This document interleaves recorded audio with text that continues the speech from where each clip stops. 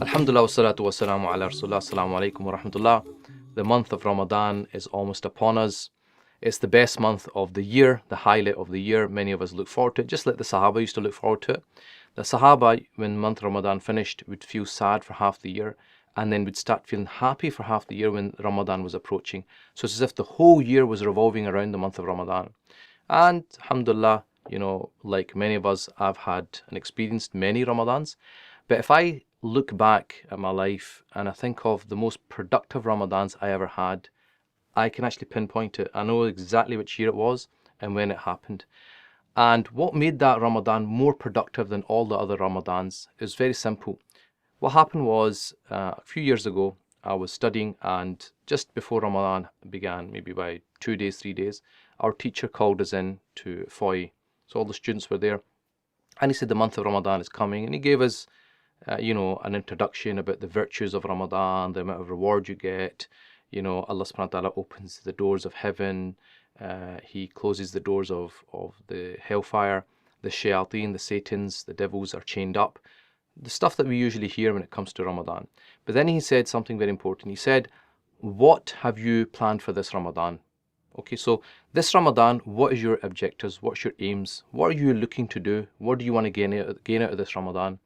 And it made me really think. He said, start thinking now of what you want to do in terms of how much Quran you want to read, how many, for example, istighfars you're going to read, how many times you're going to pray in the Prophet ﷺ, how many times you're going to say La ilaha illallah.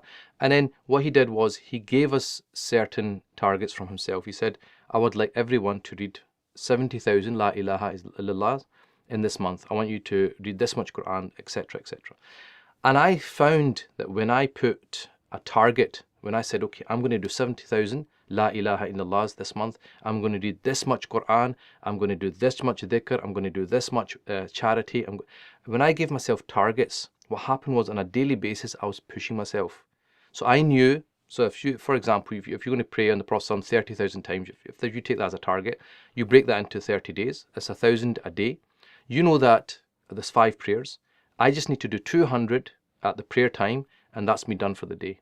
And then what happens is when you're driving your car, when you're at Asda, getting your shopping, when you're at work, when you're walking from floor to floor, whatever you're doing, okay, if I need to, I've only done 500, I need to do 600 by Asr time, for example. So then you start, if you've got a counter or if you've got tasbih or whatever, you push yourself to do that. And that is the best way to get the most out of Ramadan. Give yourself a target, plan ahead. From now, start thinking. Try to take some days off work. If you take a week off work, a 5-day week, with both weekends on each side, one on one side and on the other side, that's 9 days. That's a third of Ramadan. Yeah. So take some time off work if you can. If you're going to get ready, if you're thinking about Eid, do your shopping now. So all the stuff which will take up time, doing other things, do that now. So that inshallah when the month of Ramadan comes, you will be in a situation where you're not wasting time and getting tired and running out of energy. Pace yourself. You've got to pace yourself so that the last 10 days, which are the most important of the whole month, that you don't run out of energy. So it's all about planning. Get ready. Right? Start thinking now.